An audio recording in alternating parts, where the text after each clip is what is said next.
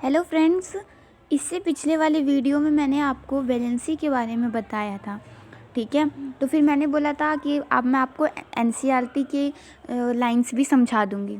ठीक, वैसे अगर आपने एनसीईआरटी की लाइंस पढ़ी होगी तो आपको कोई इसमें प्रॉब्लम तो आई नहीं होगी, क्योंकि जो मैंने समझाया वही है, मगर एक बार मैं आपको दोबारा से समझा देती हूँ। ठीक,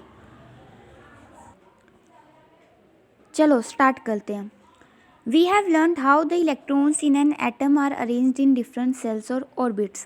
ये देखो, ये तो हमने देख ही लिया कि इलेक्ट्रॉन्स एटम में इलेक्ट्रॉन कैसे अरेंज होते हैं उसके डिफरेंट सेल्स और ऑर्बिट्स में, है ना। The electrons present in the outermost shell of an atom known as the valence electrons. जो इलेक्ट्रॉन आउटर मोस्ट सेल में प्रेजेंट होते हैं, मैंने आपको पहले बताया था ना, आउटर मोस्ट सेल में जितने इलेक्ट्रॉन प्रेजेंट होते हैं उसे हम वैलेंस इलेक्ट्रॉन्स कहते हैं। ठीक, उसके बाद from the Bohr Bury scheme we also know that outermost shell of an atom can accommodate a maximum of 8 electrons. और जब मैं आपको बोहर-बरी मॉडल पर आ रही थी, ये बोहर मॉडल पर आ रही थी, और जब मैंने जो इससे पिछले वाली वीडियो में वैलेंसी पर आ रही थी, तब भी मैंने आपको बताया था कि जो मेरा एक एटम है उसमें आउटर मोस्ट सेल में वो 80 इलेक्ट्रॉन्स को अकोमोडेट कर सकता है, अपने पास में 80 इलेक्ट्रॉन ज़्यादा से ज़्यादा रख सकता है।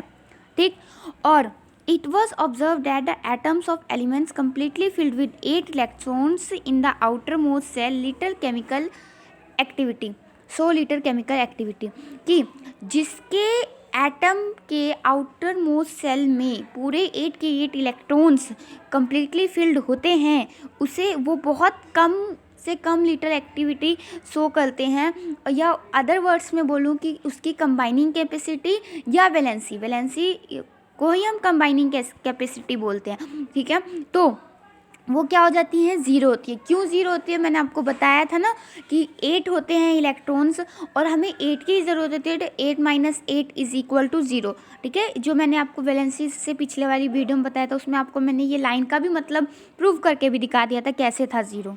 ठीक, देखो मैं एक बार फिर से बता देती हूँ कि जैसे 1 2 3 4 5 6 7 8, मैंने कहा कि मेरे आउटर मोस्ट सेल में 8 इलेक्ट्रॉन्स को ही अकोमोडेट मैं कर सकती हूँ।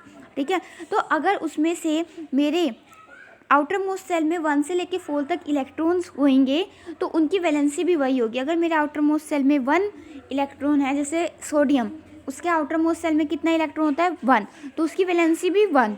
अगर 2 होंगे तो 2 होएगी, अगर आउटर मोस्ट सेल में 3 इलेक्ट्रॉन होंगे तो 3 वैलेंसी, अगर 4 होंगे तो 4 ही वैलेंसी। ठीक, बट अगर 5 से लेके 8 इलेक्ट्रॉन होते हैं मेरे आउटर मोस्ट सेल में, अगर 5 to 8 इलेक्ट्रॉन होते हैं, जैसे मेरा ऑक्सीजन, उसके आउटर मोस्ट सेल में कितने इलेक्ट्रॉन होते हैं, 6 इलेक्ट्रॉन्स होते हैं। ठीक है, अगर 6 इलेक्ट्रॉन्स होते हैं तो मैं क्या करूँगी, जितने इलेक्ट्रॉन है आउटर मोस्ट सेल में उसको मैं माइनस कर दूँगी 8 से। कितना आ गया मेरा इसमें, -2, मगर वैलेंसी की वैल्यू पॉजिटिव होती है तो ये माइनस का साइन अभी हमें ज़रूरी नहीं है। ठीक, बट मैं आपको ये माइनस का साइन कब काम आता है ये भी मैं आपको बाद में बताऊंगी। ठीक, तो ऐसे ही अगर मेरे क्या कहते हैं आउटर मोस्ट सेल में 8 इलेक्ट्रॉन है, क्योंकि 5 से लेके अगर 8 इलेक्ट्रॉन तक होंगे तो उसे तुम 8 से माइनस करोगे। अगर 5 to 8 इलेक्ट्रॉन होंगे आउटर मोस्ट सेल में तो उसे 8 से माइनस कर देना। तो अगर मेरे आउटर मोस्ट सेल में 8 इलेक्ट्रॉन है तो मैं उसको 8 से माइनस करूँगी तो क्या आया, 0 आया, तो मेरी वैलेंसी भी क्या होगी, 0 ही होगी ना। ओके, और इन जिनके आउटर मोस्ट सेल में 8 इलेक्ट्रॉन होते हैं उन्हें इनर्ट एलिमेंट्स कहा जाता है। ठीक है, और देखो मगर जो हीलियम है, एक एक्सेप्शन है बस इसका, हीलियम, बाकी में सब में 8 ही इलेक्ट्रॉन होते हैं, मगर जो मेरा हीलियम होता है उसमें 2 ही इलेक्ट्रॉन रहते हैं आउटर मोस्ट सेल में। ठीक, क्योंकि देखो बाबू, फर्स्ट सेल में सिर्फ 2 ही इलेक्ट्रॉन को अकोमोडेट कर सकता है, तो 2 से ज़्यादा कैसे 8 इलेक्ट्रॉन रखेगा। तो ये 2 इलेक्ट्रॉन ये फर्स्ट सेल में रख सकता है, और इसको 2 की ही ज़रूरत, 2 है इसके पास, तो इसको ज़रूरत जितनी की थी उतनी है इलेक्ट्रॉन, तो ये भी स्टेबल है। ठीक, ये भी स्टेबल हीलियम, नियॉन, आर्गन। क्यों, क्योंकि इसमें देखो इसके भी आउटर मोस्ट सेल में 8 इलेक्ट्रॉन पूरे, आर्गन के भी आउटर मोस्ट सेल में 8 इलेक्ट्रॉन पूरे हैं। Okay, of these inert elements The helium atom has 2 electrons in its outermost shell and all other elements have atoms with 8 electrons in the outermost shell. वही बात बोला कि inert element में सिर्फ एक हीलियम एटम है जिसके आउटरमोस्ट सेल में 2 इलेक्ट्रॉन्स होते हैं, बाकी सारे जो भी इनर्ट एलिमेंट्स होते हैं उनके आउटरमोस्ट सेल में 8 इलेक्ट्रॉन्स होते हैं. Okay. The combining capacity of the atoms of elements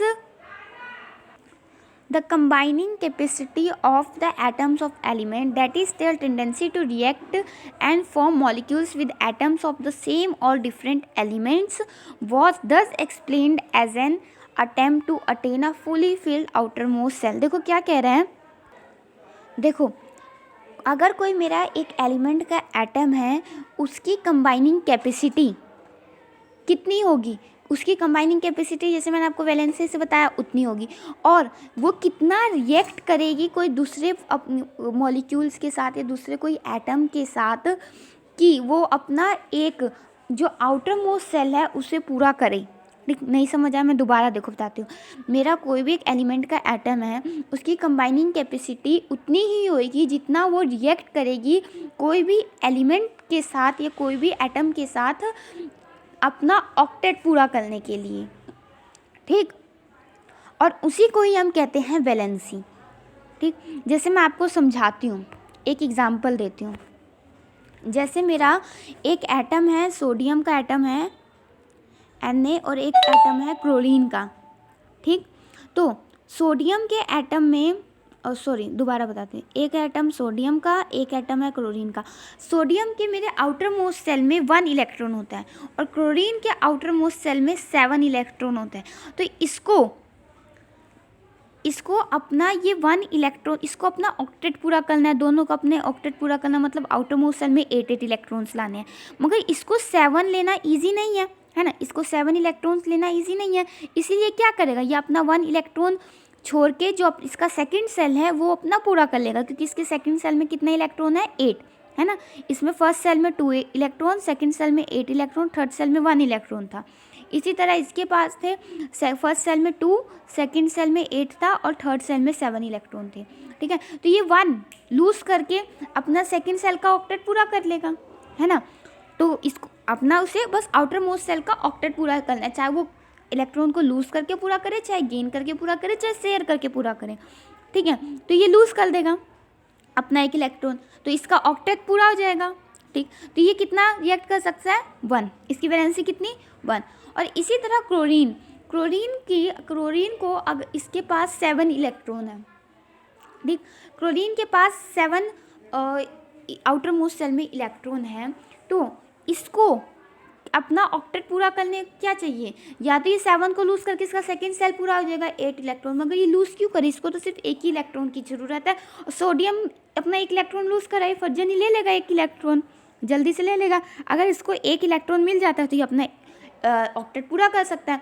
तो इसी तरह ये दोनों आपस में रिएक्ट कर सकते हैं. ये इसने अपना 1 इलेक्ट्रॉन छोड़ा और इसको 1 इलेक्ट्रॉन दे दिया, तो इसका भी ऑक्टेट पूरा, इसका भी ऑक्टेट पूरा.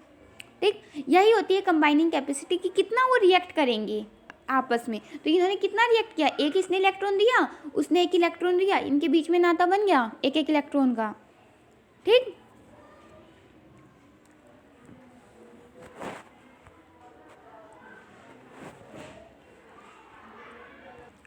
an outermost cell which had 8 electron वो said to possess an octet. क्या बोल रहे हैं कि कोई भी, ये देखो मैं ऑक्टेट क्या होता है, कोई भी एक एटम है अगर उसके आउटर मोस्ट सेल में 8 इलेक्ट्रॉन है तो हम उससे बोलेंगे उसका वो ऑक्टेट है. ठीक, 8 से ऑक्टेट. अगर 2 इलेक्ट्रॉन है तो डबलेट. ठीक, atoms would does react so to achieve an octet in the outermost shell. Atom ऐसे रिएक्ट करते हैं कि उनका जो आउटर मोस्ट सेल है वो पूरा ऑक्टेट को अचीव कर सके, मतलब उसमें अपने 8 के 8 इलेक्ट्रॉन्स वो आउटर मोस्ट सेल में कर सके. इसी तरह एटम्स रिएक्ट करते हैं. ठीक है, अपना फ़ायदा देख के रिएक्ट करेंगे कि हाँ मेरे आउटर मोस्ट सेल में 8 इलेक्ट्रॉन्स पूरे आ पाएंगे कि नहीं आ पाएंगे. ठीक, this was done by sharing this was done by sharing, gaining और लूजिंग इलेक्ट्रॉन्स. देखो ये तो मैंने पहले बोला, वो अपना ऑक्टेट पूरा करने के लिए चाहे वो इलेक्ट्रॉन को शेयर कर सकते हैं, चाहे गेन कर सकते हैं, चाहे लूज़ कर सकते हैं. ठीक, अब देखो, the number of electrons gained, lost और shared so as to make the octet of electrons in the outermost shell give us directly the combining capacity of the elements, that is valency discussed in previous chapter. क्या कह रहे हैं, वही बात दोबारा repeat कर रहा है कि जो मेरा चाहे इलेक्ट्रॉन कितना गेन हुआ, कितना लॉस हुआ, कितना शेयर हुआ, एक इलेक्ट्रॉन को अपना ऑक्टेट, एक एटम को अपना ऑक्टेट पूरा करने के लिए वो कितना गेन करता है, कितना लूज करता है, कितना शेयर करता है आउटर मोस्ट सेल में, ठीक है। तो डायरेक्टली उसी को हम कह सकते हैं कंबाइनिंग कैपेसिटी है, ठीक। कि मैं दोबारा बताती हूँ, कोई एक एटम है, वो अपना आउटर मोस्ट सेल का में 8 इलेक्ट्रॉन पूरे करने के लिए जितना लूज करेगा, गेन करेगा या शेयर करेगा, उसी को हम डायरेक्टली कह सकते हैं वो कंबाइनिंग कैपेसिटी है, और इसी को ही हम कहते हैं वैलेंसी, ठीक। जो हमने थर्ड चैप्टर, मैंने तो अभी मगर क्योंकि पढ़ाई नहीं, क्योंकि मैंने आपको पहले बताया थर्ड फोर्थ चैप्टर मिक्स करके पढ़ा रही हूँ। अगर आपको ये चैप्टर समझ आया तो उसमें से थर्ड चैप्टर में भी देखना पड़ेंगे। Hydrogen, lithium, sodium atoms contain 1 electron in their outermost shell, therefore each one of them can lose 1 electron.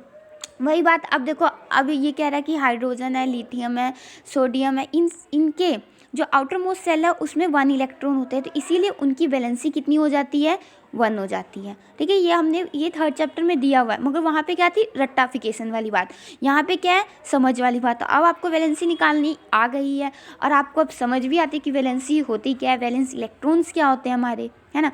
तो इसी तरह हाइड्रोजन, लिथियम, सोडियम के आउटर मोस्ट सेल में कितना इलेक्ट्रॉन है, 1 इलेक्ट्रॉन है, तो उनकी वैलेंसी भी कितनी होगी, 1 ही होगी, है ना। So they are said to have valency of 1, इसीलिए उनके पास, उसे हम क्या कहते हैं, इनके पास 1 वैलेंसी है। Can you tell what is valency of magnesium and aluminium, क्या आप बता सकते हो मैग्नीशियम और एल्युमिनियम की वैलेंसी कितनी होगी। देखो, मैग्नीशियम के आउटर मोस्ट सेल में कितने इलेक्ट्रॉन्स होते हैं, 2 इलेक्ट्रॉन्स होते हैं।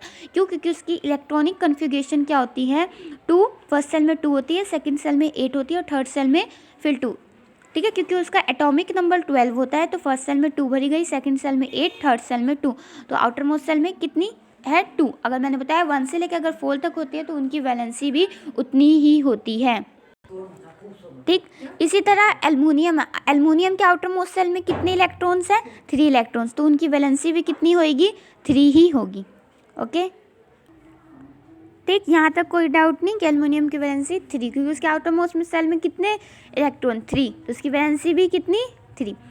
It is 2 and 3 respectively, because, क्योंकि ये देखो आंसर दिया, मैग्नीशियम का 2 है और एल्युमिनियम की 3 वैलेंसी है। बिकॉज क्यों, magnesium has 2 electrons in its outermost shell and aluminium has 3 electrons in its outermost shell, ठीक। कि वही बात है, मैग्नीशियम के पास 2 इलेक्ट्रॉन्स है उसके आउटर मोस्ट सेल में, और एल्युमिनियम के पास 3 इलेक्ट्रॉन है उसके आउटर मोस्ट सेल में। If the number of electrons in the outermost shell of an atom is close to its full capacity, then valency is determined in a different way. क्या कह रहा है, अगर क्या कहते हैं, कोई भी एटम के आउटर मोस्ट सेल में अगर इलेक्ट्रॉन क्या कहते हैं अपना वो पूरा करने के एकदम करीब में हो, जैसे 5 तक हो, 6 हो, 7 हो, 8 हो, तो उसकी वैलेंसी दूसरी तरह निकाली जाती है।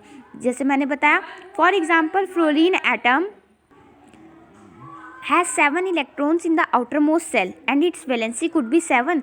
क्या कह रहे हैं, फॉर एग्जांपल कि जो फ्लोरीन एटम है उसके फ्लोरीन के आउटर मोस्ट सेल में कितने इलेक्ट्रॉन होते हैं, 7 इलेक्ट्रॉन होते हैं, तो उसकी वैलेंसी कितनी हो सकती है, 7 हो सकती है।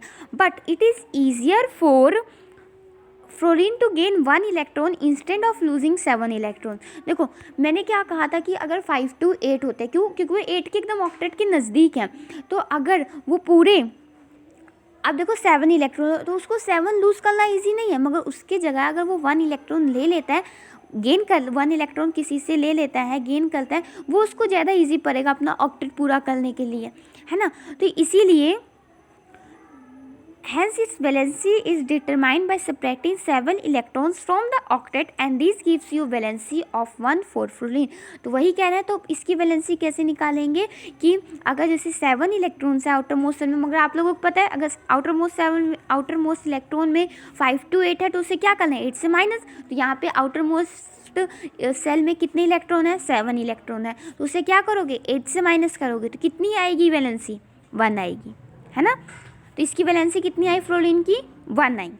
Valency can be calculated in a similar manner for oxygen. इसी तरह आप ऑक्सीजन के लिए भी वैलेंसी कैलकुलेट कर सकते हो। आउटर मोस्ट शेल में कितने इलेक्ट्रॉन, 6 इलेक्ट्रॉन, तो उसको कितने की ज़रूरत है ऑक्टेट पूरा करने के लिए? 2। 6 - 8 इज इक्वल टू 2। वो 2 किसी से अगर ले लेगा तो उसकी ऑक्टेट है वो पूरा हो जाएगा, ठीक।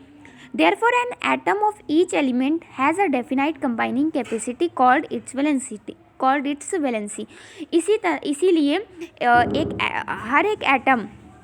हर एक एलिमेंट के एटम की एक डेफिनाइट कंबाइनिंग कैपेसिटी होती है कि कितना वो कंबाइन करेगा, और उसी को हम कहते हैं valency. Valency of the first 18 elements is given in the last column. Table 4.1 है ये वाला। इसमें देखो वैलेंसी, ये सबकी वैलेंसी तुम्हें लिखी हुई है, ठीक। अरे ये क्या हो गया, ये देखो ये सबकी वैलेंसी सबकी लिखी हुई है, मगर एक बार तुम इन सब को कैलकुलेट करना तब तुम्हें ज़्यादा इजी से पता चलेगा कि हाँ तुम जैसे मैंने निकालने को बताया, ठीक, वैसे तुम लिखना। सबके पहले इलेक्ट्रॉन्स आउटर मोस्ट शेल में जितनी होएगी उतनी ही उसकी वैलेंसी होएगी।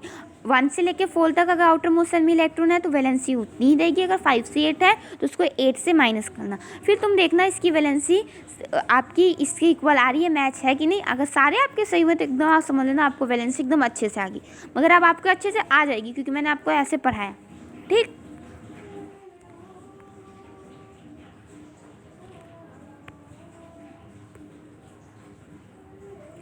उसके बाद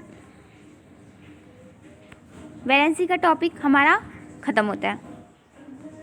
अब देखो यहाँ पे एक क्वेश्चन है, how will you find the valency of chlorine, sulphur and magnesium. तुम कैसे वैलेंसी फाइंड करोगे क्लोरीन की, सल्फर की और मैग्नीशियम की। अब मैंने ये तुम्हें बता दिया है, तुम्हें ये करना अब आना चाहिए, ओके। अब हम पढ़ेंगे atomic number and mass number, कि एटॉमिक नंबर क्या होता है और मास नंबर क्या होता है, ठीक। वैसे तो मैंने आपको इंट्रोडक्शन पहले ही दे दिया कि एटॉमिक नंबर हमारा क्या होता है, मास नंबर हम कैसे कैलकुलेट करते हैं, मगर अब इसको हम थोड़ा डिटेल में पढ़ते हैं, ठीक। सबसे पहले स्टार्ट करते हैं atomic number. We know that protons are present in the nucleus of an atom. ये हम जानते हैं कि जो प्रोटॉन्स होते हैं वो प्रेजेंट होते हैं कहाँ, एक एटम के, उसके एटम के किस में, न्यूक्लियस में, ठीक है। प्रोटॉन और न्यूट्रॉन कहाँ प्रेजेंट होते हैं, एटम के न्यूक्लियस में। It is the number of protons of an atom which determines its atomic number. ये जो प्रोटॉन, एक एटम का जो प्रोटॉन का नंबर होता है वही डिटरमाइन करता है उसका एटॉमिक नंबर कितना होगा, ठीक है। जिसे हम डिनोट करते हैं, एटॉमिक नंबर को हम किससे डिनोट करते हैं, जेड से डिनोट करते हैं, ठीक। It is denoted by Z. अगर कहीं भी जेड लिखा है तो इसका मतलब समझ लेना ये उसका ये एटॉमिक नंबर को शो कर रहा है। अगर ऐसे आप कहा जाए कि जेड फाइंड करो, जेड मतलब एटॉमिक नंबर, ठीक, ये एटॉमिक नंबर का symbol Z. All atoms of an element have the same atomic number Z. सारे एटम का जो, हर एक एलिमेंट का जो एटम होता है उसके एटॉमिक नंबर को कितना होता है, जेड होता है, ठीक। इनफैक्ट एलिमेंट्स आर डिफाइंड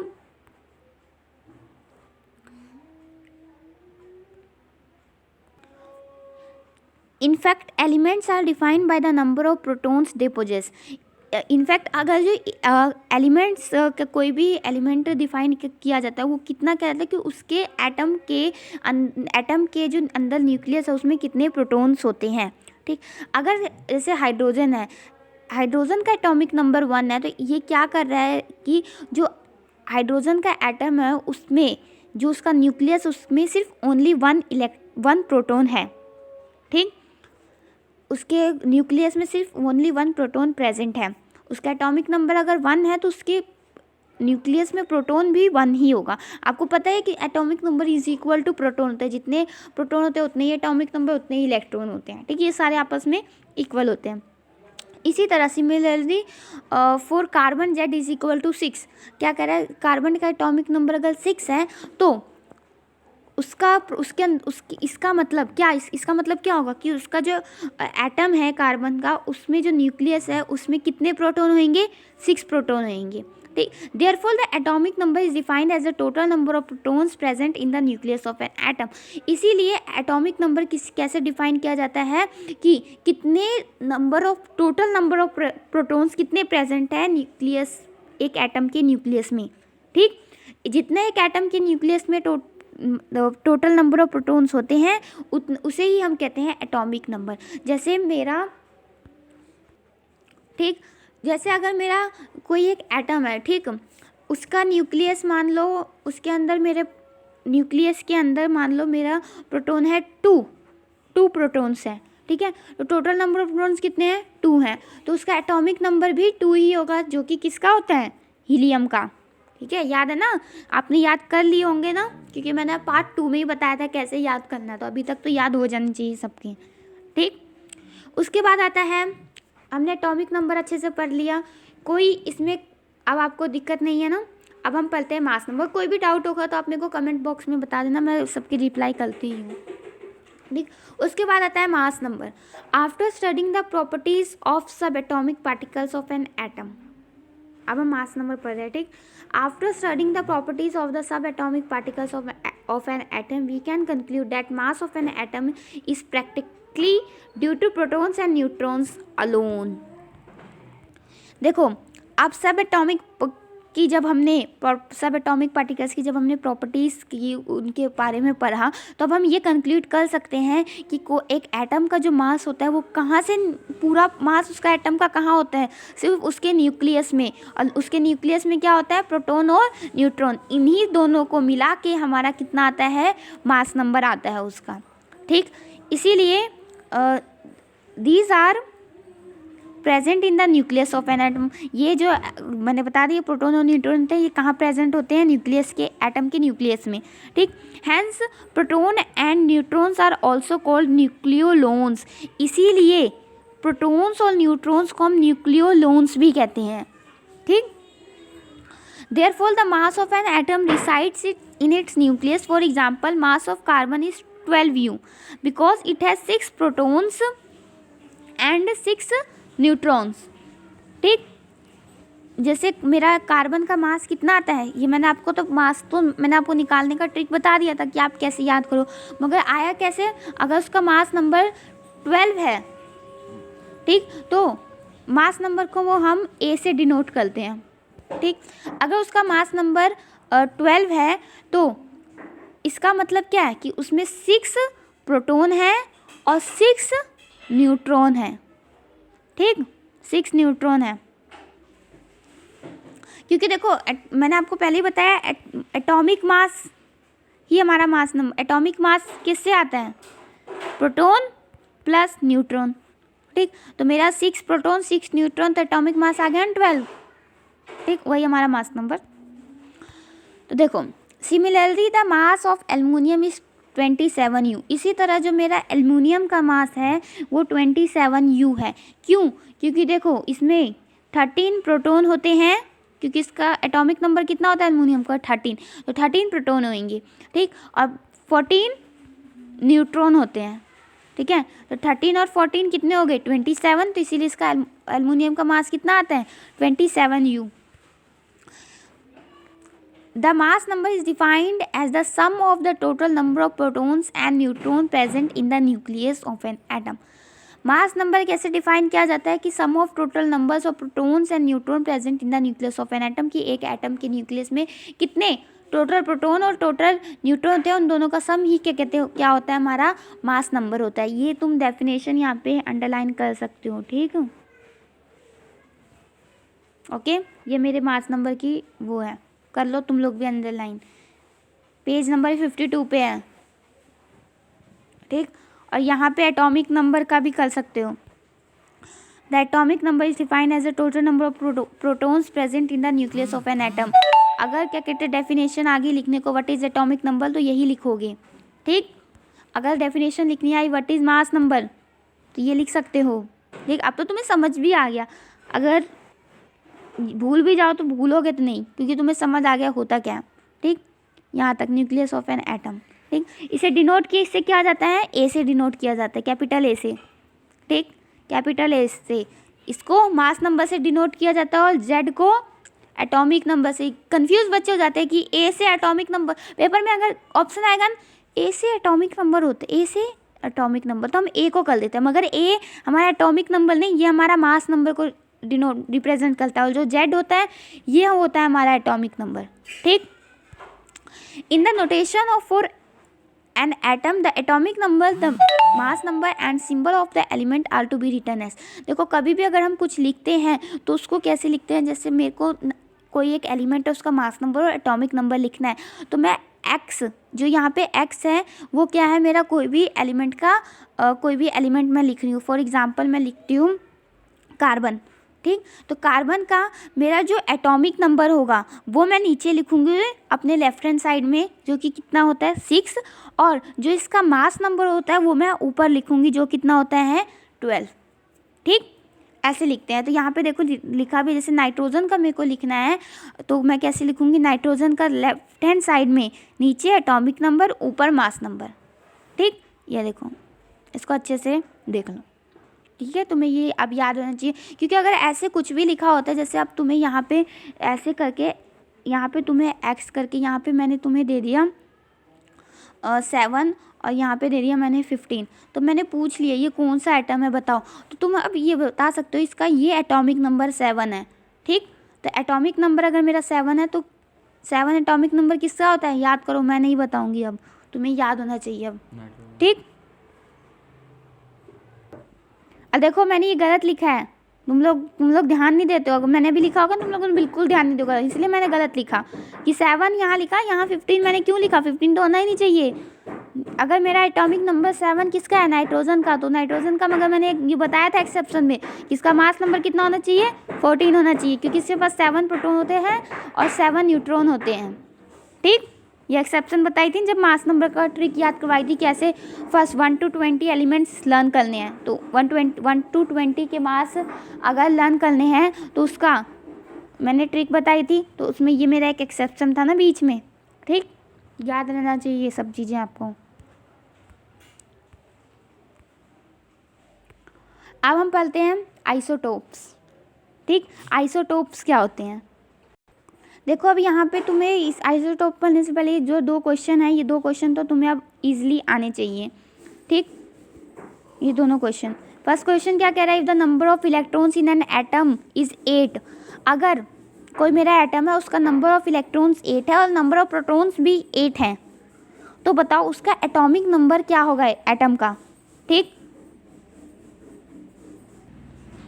और सेकंड क्वेश्चन क्या है, व्हाट इज, इसी का second part, what is the change charge on the atom, और उसके ऊपर चार्ज कितना होगा, ठीक। वो अब तुम खुद निकालोगे, वैलेंसी से ही निकालते हैं, तो वो प्लस माइनस अब इसमें लिखना पड़ेगा, ठीक। और उसके बाद आता है with the help of table 4.1 find out the mass number of oxygen and sulphur atom. Table 4.1 से तुम अब ऑक्सीजन का मास नंबर और सल्फर का, ये तो तुम्हें अब लर्न ही है ना, मैंने तो याद ही करवा दिया ऑक्सीजन का कितना होता है और सल्फर का कितना होता है, ठीक है। तो तुम्हें टेबल देखने की ज़रूरत नहीं पड़नी चाहिए, ओके। अब हम पढ़ते हैं आइसोटोप्स के बारे में, ठीक। आइसोटोप्स क्या होते हैं, ठीक। In nature, a number of atoms of some elements have been identified which have the same atomic number but different mass numbers. देखो नेचर में a number of atoms of some elements, कुछ elements के जो number of atoms होते हैं उनको identify किया गया, तो जिनके पास एटॉमिक नंबर तो सेम आ रहे थे, ठीक, मगर उनका मास नंबर डिफरेंट आता है। एटॉमिक नंबर सेम आने का मतलब कि उनके पास प्रोटॉन तो उतने ही थे, ठीक है, मगर जैसे मान लो कोई मेरा 2 एटम है तो उनके पास प्रोटॉन मेरे उतने ही थे, मगर उनका जो मास नंबर था वो डिफरेंट था, ठीक। मतलब उस एटम के न्यूक्लियस में मेरे प्रोटॉन सेम थे, जैसे 2 कोई एटम मेरे को मिला, उन दोनों एटम में मेरे को प्रोटॉन सेम, दोनों एटम के अंदर प्रोटॉन सेम थे, मगर उनमें न्यूट्रॉन अलग अलग थे, ठीक है। तो मेरा मास नंबर इससे क्या हो गया, अलग हो गया। तो आइसोटोप्स हम उसे ही कहते हैं, आइसोटोप्स वो होते हैं एटम, आइसोटोप्स वो होते हैं जिनके पास सेम एटॉमिक नंबर होता है मगर मास नंबर डिफरेंट होता है। फॉर एग्जांपल, जैसे यहाँ पे एग्जांपल तुम्हें दे रखा है, take the case of hydrogen atom. अगर हम हाइड्रोजन एटम का केस लें तो इट हैज़ 3 एटॉमिक स्पीसीज, इसकी 3 हाइड्रोजन एटम की 3 एटॉमिक स्पीसीज है, जिसे हम प्रोटेरियम, ड्यूटेरियम और ट्राइटेरियम कहते हैं, ठीक है। प्रोटोरियम में क्या होता है, प्रोटोरियम में ये होता है कि हमने पढ़ा कि हाइड्रोजन का एटॉमिक नंबर तो 1 होता है, ठीक। तो मास नंबर भी 1 होता है, ये मैंने आपको बताया, ठीक। मगर हाइड्रोजन के एक ऐसे ही केस होता है, इसे तो हम हाइड्रोजन कहते हैं, ठीक। हाइड्रोजन के 3 केस होते हैं, तो जो जिसमें मास नंबर 1 होता है तो उसे हम कहते हैं प्रोटियम, ठीक। और ड्यूटेरियम किसे कहते हैं, जिसमें हाइड्रोजन का मास नंबर 2 हो जाता है। मतलब इसमें 1, देखो इसमें मेरा सिर्फ 1 ओनली प्रोटॉन होता था, हाइड्रोजन के जो न्यूक्लियस होता था, जब मास नंबर उसका 1 था तो उसमें कितना न्यूक्लियस था, न्यूक्लियस में न्यूट्रॉन्स कितने थे, 0 थे। बट जो मेरा ड्यूटेरियम होता है, ड्यूटेरियम का मास नंबर 2 होता है, तो इसीलिए इसमें 1 तो मेरा प्रोटॉन हो जाता है और 1 न्यूट्रॉन हो जाता है, इसमें एक न्यूट्रॉन भी ऐड हो जाता है, ठीक। इसी तरह अगर मैं ट्राइटेरियम की बात करूँ, ट्राइटेरियम का मेरा एटॉमिक नंबर तो 1 ही है, ठीक। ये सारे हाइड्रोजन के स्पीसीज़ है, इसका एटॉमिक नंबर तो मेरा 1 ही है, बट इसका मास नंबर 3 है। तो मास नंबर 3 कहने का मतलब तो मेरा प्रोटॉन तो इसमें 1 ही है, ठीक। प्रोटॉन तो मेरे सब में 1 है, मगर न्यूट्रॉन में चेंज आ गया, इसमें न्यूट्रॉन 0 था, प्रोटियम में न्यूट्रॉन 0 था, ड्यूटेरियम में न्यूट्रॉन 1 आ गया, और ट्राइटियम में मेरा न्यूट्रॉन 2 आ गया, ठीक। इसे ही कहते हैं हम आइसोटोप। जिस आइसोटोप्स, ये हाइड्रोजन के मेरे आइसोटोप्स हैं, मैं ये कह सकती हूँ कि ये मेरे हाइड्रोजन के आइसोटोप्स हैं। क्यों? क्योंकि इनका एटॉमिक नंबर सेम है, प्रोटियम, ड्यूटेरियम, ट्राइटेरियम, ये मेरा हाइड्रोजन का आइसोटोप है। क्यों? क्योंकि इनके एटॉमिक नंबर सेम है, जो कि क्या है, 1। और बट इनके मास नंबर अलग अलग है, प्रोटियम का 1 है, ड्यूटेरियम का 2 है, ट्राइटेरियम का 3 है, ठीक। The atomic number of each one is 1, कह रहा है इनका एटॉमिक नंबर इन तीनों का 1 है, बट उनके जो मास नंबर है वो डिफरेंट है, 1, 2, 3 रिस्पेक्टिवली। प्रोटियम का 1 है मास नंबर, ड्यूटेरियम का 2 है, ट्राइटेरियम का 3 है। अदर सच एग्जाम्पल, इसी तरह मैं क्लोरीन का एग्जाम्पल ले सकती हूँ। एक तो कार्बन का एग्जाम्पल और क्लोरीन का। कार्बन के भी 2 आइसोटोप्स होते हैं, कौन कौन से, ये देखो। हमने एक तो ये पढ़ रखा है कि कार्बन का क्या कहते हैं हम, 6 एटॉमिक नंबर होता है और 12 मास नंबर होता है, ठीक। बट इसी तरह इसके पास कार्बन का एक और आइसोटोप होता है, जिसमें उसका एटॉमिक नंबर तो 6 ही रहता है, मगर उसमें मास नंबर 14 हो जाता है। तो मतलब 6 तो मेरे क्या होंगे, प्रोटॉन होंगे। यहाँ पे 6 प्रोटॉन थे, 6 न्यूट्रॉन थे, बट यहाँ पे डिफरेंट हो जाते हैं, यहाँ पे मेरे 6 प्रोटॉन हो जाते हैं और 8 न्यूट्रॉन्स हो जाते हैं, ठीक। न्यूट्रॉन तुम्हें पता है कैसे निकालते हैं, एटॉमिक मास में से माइनस कर दो प्रोटॉन, तो यहाँ पे 6 प्रोटॉन थे, तो मैंने एटॉमिक मास यहाँ पे 14 है, तो उसमें से 14 - 6 तो मेरा न्यूट्रॉन कितना आया, 8 आया ना, ओके। इसी तरह क्लोरीन का भी एग्जाम्पल, क्लोरीन के भी 2 आइसोटोप्स होते हैं, एक में तो 35 मास होता है और एक में उसका 37 मास होता है, ठीक। अब आइसोटोप्स तुम्हें समझ आ गया होगा। आइसोटोप्स क्या होते हैं, जिनमें एटॉमिक नंबर तो सेम ही रहते हैं, बट मास नंबर डिफरेंट हो जाते हैं। अगर क्वेश्चन घुमा के भी आया कि अगर एटॉमिक नंबर और प्रोटॉन सेम हो और न्यूट्रॉन्स अलग हो गए, तो इसका मतलब क्या है, वो तब पर भी आइसोटोप्स ही हैं, ठीक। On the basis of these example, isotopes are defined as the atoms of the same element have the same atomic number but different mass number. Isotopes को हम कैसे डिफाइन कर सकते हैं, सेम एलिमेंट के ही एटम, उन जिनमें एटॉमिक नंबर तो सेम रहेगा मगर मास नंबर डिफरेंट रहेगा। Therefore, we can say that there are 3 isotopes of hydrogen atom. इसीलिए हम ये कह सकते हैं कि हाइड्रोजन एटम के कितने आइसोटोप्स हैं, 3 आइसोटोप्स हैं, जिनका नाम क्या होता है, प्रोटियम, ड्यूटेरियम, ट्राइटेरियम। प्रोटियम में 1, ड्यूटेरियम में 2 मास नंबर होता है, ट्राइटेरियम में 3, और मगर इनके एटॉमिक नंबर सबके कितने होते हैं, 1, 1, 1 ही होते हैं, और मास नंबर 1, 2, और इसका 1 मिनट,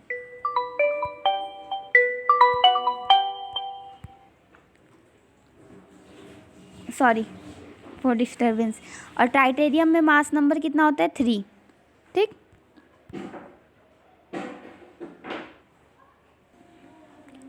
चलो आगे बढ़ते हैं। Many element consist of a mixture of isotopes. बहुत सारे एलिमेंट हैं जो आइसोटोप्स के करते हैं।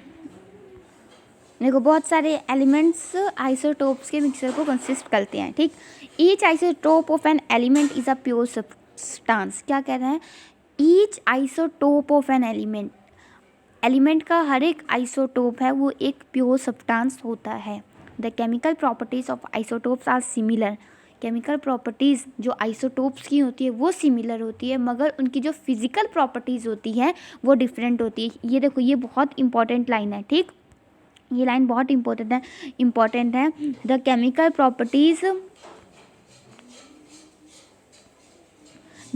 Properties of isotopes are similar. देखो, जो आइसोटोप्स की केमिकल प्रॉपर्टीज़ होती हैं वो सिमिलर होती हैं, बट जो उनकी फिज़िकल प्रॉपर्टीज़ होती हैं वो डिफरेंट होती हैं, ठीक। ये तुम्हें आगे भी 11th क्लास में जाओगे ना उसमें भी काम हो सकता है। 11+1 में भी तुम्हें ऐसे MCQ के क्वेश्चन पूछ सकते हैं कि बताओ आइसोटोप्स की कौन सी प्रॉपर्टी, फिजिकल प्रॉपर्टी डिफरेंट होती है कि केमिकल प्रॉपर्टी डिफरेंट होती है। उनकी फिजिकल प्रॉपर्टी डिफरेंट होती है, केमिकल प्रॉपर्टी सेम होती है, ठीक। आगे, chlorine occurs in nature in 2 basic isotopic forms. जो क्लोरीन है वो नेचर में 2 isotopic form, basically 2 isotopic form में होता है। एक तो मास 35U का होता है और एक तो 37U के साथ, इन द रेशो ऑफ 3:1, 3:1 के में होता है, ठीक। ऑब्वियसली द क्वेश्चन अराइजेस, तो ये क्वेश्चन अराइज करता है, what should we take as the mass of chlorine atom. तो हम एटम का, क्लोरीन के एटम का मास क्या लें, लेट अस फाइंड आउट। तो हम देखो क्या करेंगे, इनका एवरेज निकाल देंगे, ठीक। कि अब हम क्लोरीन का देखो, एक तो 35U के साथ है, एक 37U का, तो हम इनका एवरेज निकाल देते हैं। तो एवरेज में atomic mass of chlorine atom कैसे निकालेंगे, देखो एक तो 35 है और एक 37 है, ठीक। तो 35 में से कितना, मतलब अब कितना नहीं है, 75/75 हटा दो, ठीक। रुको मैं तुम्हें दोबारा से समझाती हूँ इजी तरीके से। देखो इजी तरीके से, यहाँ देखो 3:1 में है, तो मतलब जो मेरा 35 यूनिट है उसका 3 होगा, तो मतलब 100 में से थर्ड हिस्सा तो इसका है, ठीक। तो 75/100, और यहाँ पे 1 इसका है 37U का, तो हमने 1 हिस्सा बचा तो 25/100, ठीक है। तो 35 × 75/100 प्लस एवरेज कैसे निकालते हैं, दोनों का ऐड करके, है ना।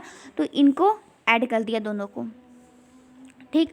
अब उसके बाद देखो, तो ऐड किया और इनको सॉल्व किया तो कितना आ गया, 35.5 यूनिट आ गया, ठीक है। तो ये हमारा क्या आ गया, एवरेज आ गया, ठीक। देखो तो इसीलिए क्लोरीन का एटम मैंने कितना बताया, 35.5U। एटॉमिक मास कितना आता है क्लोरीन का, यही है एवरेज मास ही हम लेते हैं 35.5U, ठीक। The mass of an atom of any natural element is taken as the average mass of all naturally occurring atoms of that element, ठीक। क्या कह रहा है, कोई भी नेचुरल एलिमेंट का जो एटम का जो मास होता है उससे हम उनका एवरेज मास निकाल के करते हैं, ठीक है। अगर उनकी कोई आइसोटोप्स होते हैं, ठीक है, तो एवरेज मास लेते हैं। तो if an element have no isotopes, अगर कोई एलिमेंट के पास कोई आइसोटोप नहीं है, तो हम जैसे मास निकालते थे proton plus neutron is equal to atomic mass, तो वैसे ही हम निकालेंगे। But if an element occurs in the isotopic form, अगर कोई एक एलिमेंट है वो आइसोटोपिक फॉर्म में है, तो उसका जो हम क्या कह रहा है आगे देखो, then we have to know that percentage of each isotopic form. तो हमें उनकी परसेंटेज पता होनी चाहिए आइसोटोपिक फॉर्म में, मतलब कौन ज़्यादा में है, ठीक। Then the average mass is calculated, तब हम एवरेज मास कैलकुलेट कर सकते हैं। जैसे इसमें हमें ये इन्होंने बताया कि 3:1 में है, ठीक। तो इसका 3 इसका 1 है, तभी तो हमने 75/100 करके ये 25/100 करके निकाला था, ठीक। तो ये फिर तुम इस मेथड के ज़रिए तुम निकाल सकते हो सबका average mass, okay. The mass of an atom of any natural element is taken as the average mass of all the naturally occurring, अरे ये तो वही चीज़ है, ठीक। ये तो मैंने पढ़ा दिया यहाँ पे, सॉरी गलती से ऊपर चलेंगी। This does not mean that any one atom of chlorine has a fractional mass of 35.5U. It means that if you take a certain amount of chlorine, it will contain both isotopes of chlorine and the average mass is 35.5U.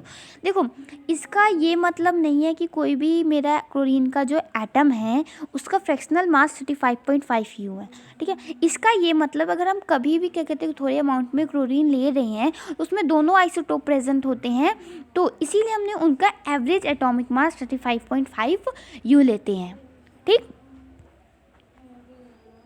देखो अब इसकी applications क्या क्या होती हैं। Since the chemical properties of all the isotopes of an element are the same. देखो chemical properties सारे isotopes ये की सेम होती हैं, ठीक। Normally we are not concern about taking a mixture, but some isotopes have special properties which find them useful in various फिर some of them are.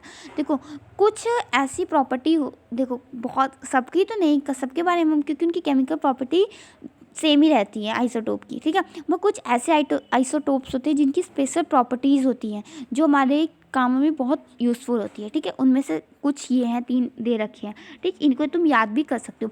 देखो an isotope of uranium, जो uranium का isotope होता है उसे हम use कर सकते हैं as a fuel in nuclear reactors में, ठीक।